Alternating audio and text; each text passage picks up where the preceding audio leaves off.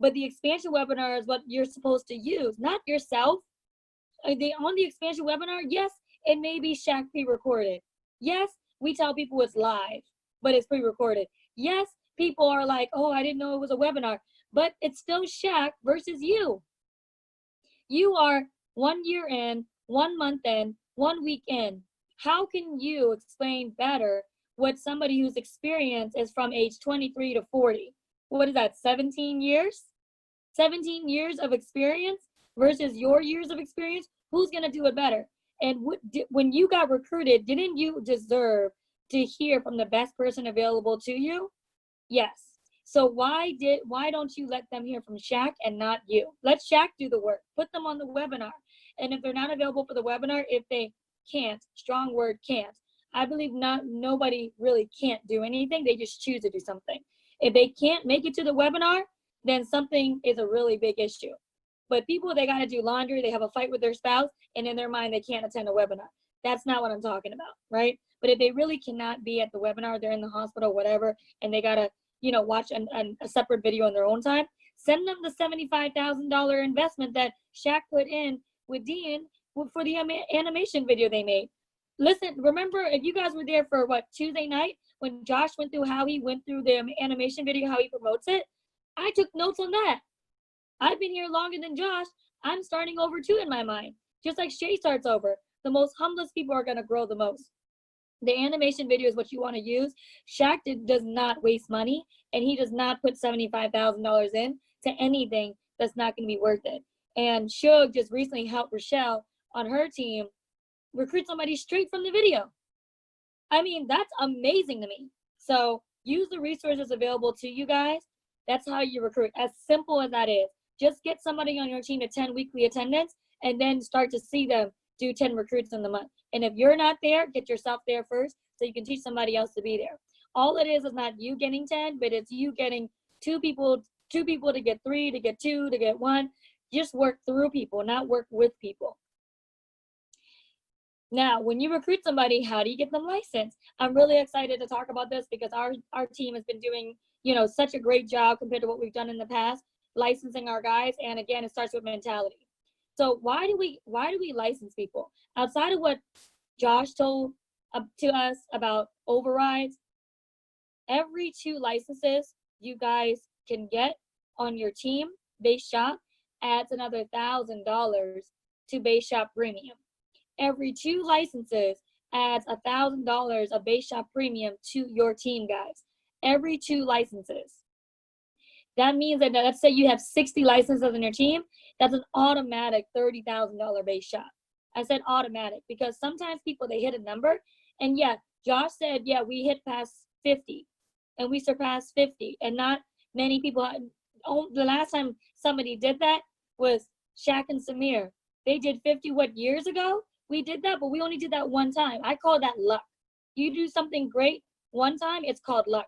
The second time in a row, it's called practice. The third time in a row, it's called mastery. Why? Because once you do it 3 times in a row, nobody can fight you on that. Everybody can be an overnight success, but not us. We do it consistently. And when somebody comes on, we have an expectation. You want to expect this. Somebody comes on, I expect you, Mr. New Recruit, to get licensed in the next 3 weeks of your IBA being submitted. We expect that to happen. How? You study 1 chapter a day, then you do the simulator exam, then you do the focus exam, then you do the guarantee exam. This is what our team's been running with, guys. We've been making sure that we are really on these new guys to get them licensed. They paid $124 to make sure that they can get licensed. It's our job as leaders to push them through the system, even when they feel like they're not ready for the exam. We want to schedule them for Zoom licensing class if it's available. Right now, I believe only DC and Maryland and our local cities or local states are available. If the licensing class are available, you want to schedule your new person within the first 2 weeks. Okay, so you submit their IBA today. Let's call it September 1st. 2 weeks from now, September 14th, the weekend of September 14th, you want to have them in Zoom licensing class. And within 5 days of finishing class, their exam has to be scheduled to take it. Non-negotiable. Non-negotiable. Write non-negotiable next to that. Non-negotiable. I tell guys all the time, If you don't take your exam within 5 days, it's guaranteed you're not going to pass the first shot. So do you want to pass the first shot or do you want to take it multiple times? That's exactly what I ask people. Now, not everybody fights scheduling the exam. If you just tell people what they need to do, they're coming from a place where they need to ask permission to do everything. Like Josh said, here, you don't need to ask permission. You can create your own system, but before you're an RVP, you got to follow the RVP system or the company system. The schedule, you have to schedule your exam, their exam within 5 days of taking the class. Now, what if they don't have Zoom licensing class? This is what we've been running with. They do a chapter a day. So let's say in Maryland, there's 8 chapters. You have 8 chapters in Maryland. You do a chapter a day from today until the next 8 days. That's going to be from 1, 2, 3, 4, 5, 6, 7, 8. That's until next Saturday. If they start today, they'll be done with all their 8 chapters by next Saturday. Then Sunday, they do the simulator exam and pass it, keyword pass it. Then the focus exam, pass it. Then the guarantee exam, pass it. But what are some things that we're letting our guys use as an excuse? Oh, I was busy. You ain't busy. It's 2 hours of an exam. You're not busy, because if there was $1 million check with your name on it at the other end of that simulator exam, you would do it and put time in it. It's not that you don't have time, you don't make the time. And you don't say it exactly like that, but that's your mentality, guys. So use, again, all the resources available. We have test taking tips on our YouTube channel. Thomas, thank you. We have live webinars that are available from the company licensing material on the COVID resources on your primericaonline.com. And if you're not using Primerica Online, that's just silly to me. We're in COVID-19 times. We're in quarantine times. There's nobody else that you're talking to except the 4 walls in your room or somebody on the Zoom. So either you're on your couch doing work and making money and cash from your couch, or you're on your couch doing nothing and watching Netflix that's not paying you anyways. Choose what you want your team to do. What if 30 people on your team, 50 people on your team did exactly what you did on a daily basis? How would your team look like? And that's what we think about. So mentality of licensing, you expect them to get licensed within the first 3 weeks. Before then, you field train. All right. So field training is going to lead to promotion, because you can't get promoted without knowing what to do, right? So sometimes, yes, there's pre-promotions. I'm not going to, ask your RVP what their standards are, but it's a company standards. In order to become an RVP and earn that right, you have to have developed somebody. In the real world, RVP is such a great title, and everyone respects the RVP.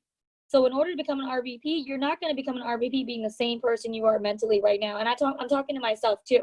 Yes, becoming an RVP means more passive money, more passive income, and you don't have to do as much of the work, but you have to develop people first.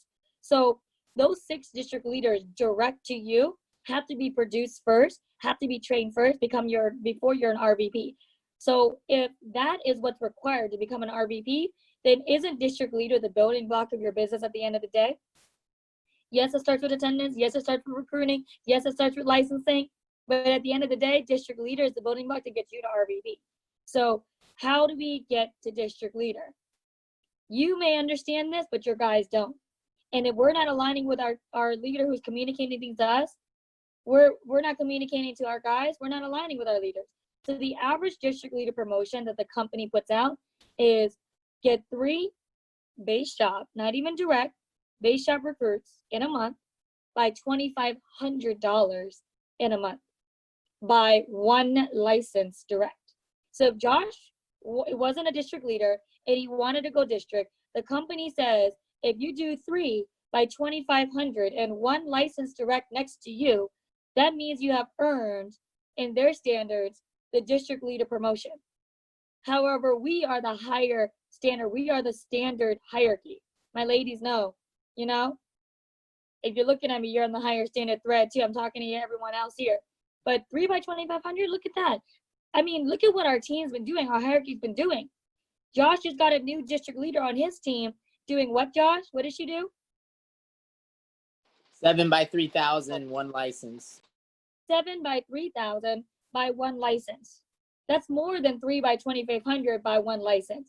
That's great. Alex, when he went district in April, he did 10 by 5, 1 license, right? But a strong district leader promotion. And what does strong mean? Once they go district leader, they can do something on their own. they can submit an app or an IBA on their own without you there.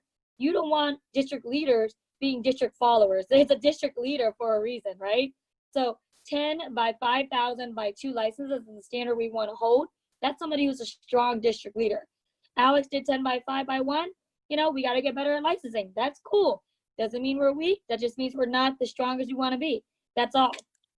So that's the standard, guys. We don't want to just go on average. If you shoot for strong and you fall short, you'll still end up above average. All right, Josh. Okay, so key takeaways, guys. I think when you deal with 2 A's, you get the Speedy Gonzalez version. Okay, so hopefully you guys took rigorous notes, but we're pretty much wrapping up here. Just to slow things down a little bit. One thing I thought of when I was listening to a extremely good audio the other day. You know what? I'm gonna recommend it here. It's on a guy's podcast and YouTube that's huge in this business named Daniel Alonso, and he brought another high income earner under the Youngest $1 Million Earners organization to come on his YouTube channel, and it is called How to Grow Licenses with Daniel Alonso. I don't know if you guys can see that. How to Grow Licenses with Daniel Alonso. I'm pretty sure if you just YouTube that, it'll show up. I mean, wow. I've heard hundreds of audios. Like hundreds of audios. And this is one of the best I've ever heard. And one thing I got from that is, focus on instead of having like a close mindset, meaning I gotta have to close this person. I have to close this person. You must focus on having an expose mindset.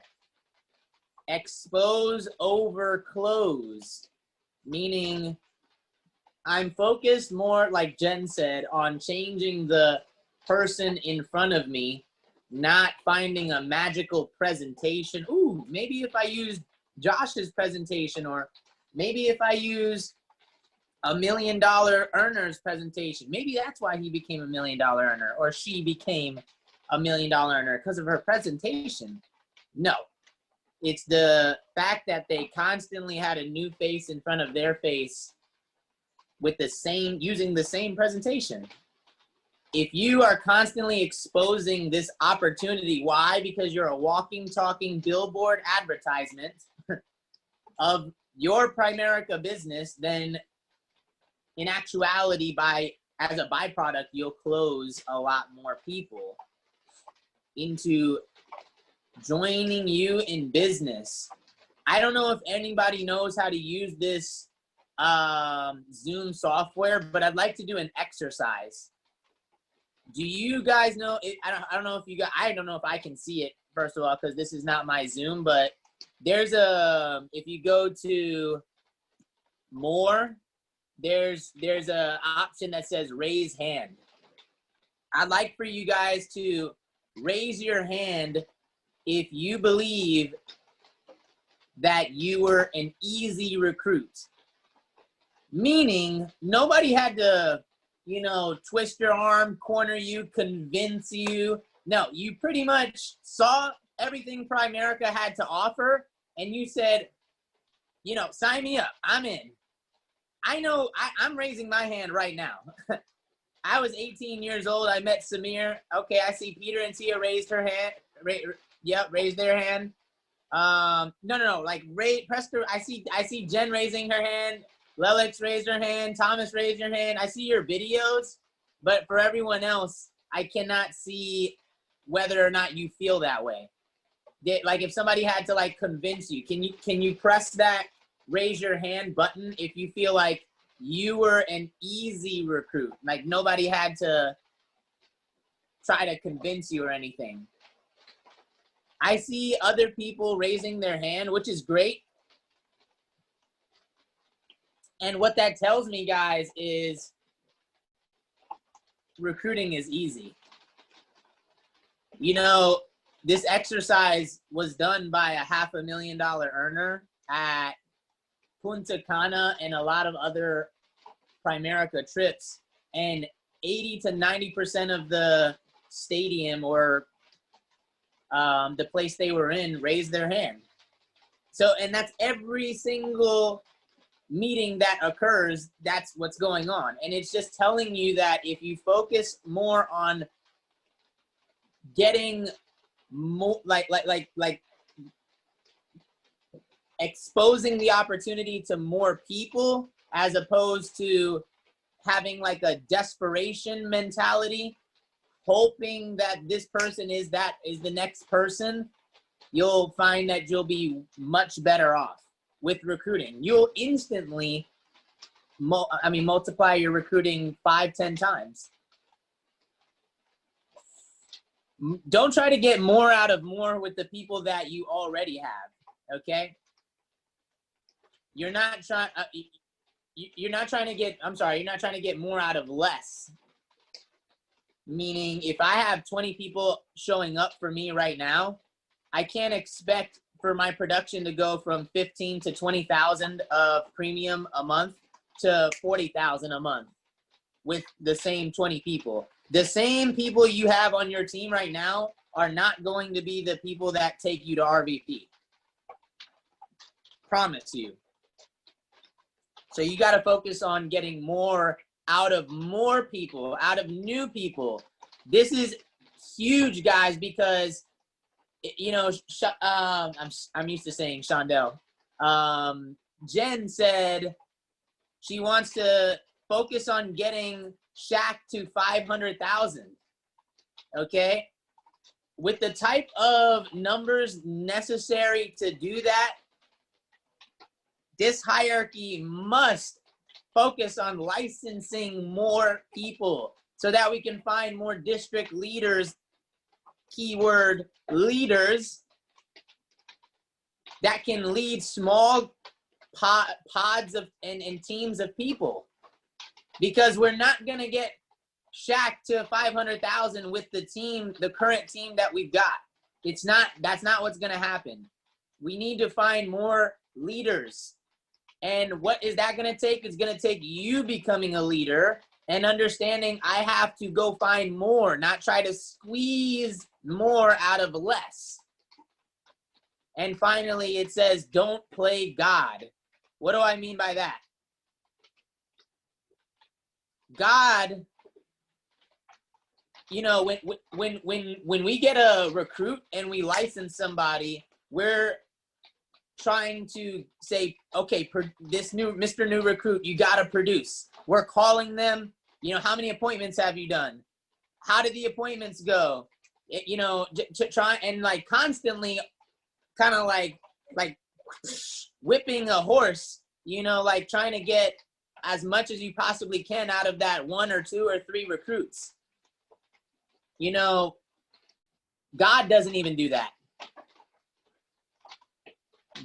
What God does is he gives you 2 doors and says, if you go through this door, you'll get this result. If you go through that door, you'll get this result. And then he leaves it alone.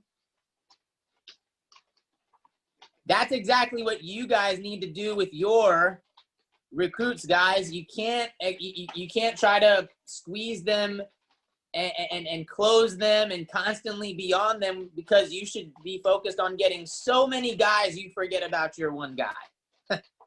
Right? So hopefully that was helpful. Let's get our leaders to the next level by focusing on getting ourselves to the next level by licensing other people. All right, guys, anybody have questions? What are you guys having trouble with? Because we got, literally 4 days, accounting today, because some people wait till the next day to do something, right? 4 days. We got today, Sunday, Monday, Tuesday to get everything in for August. So what are you guys having trouble with that maybe we can help with a dialogue or two?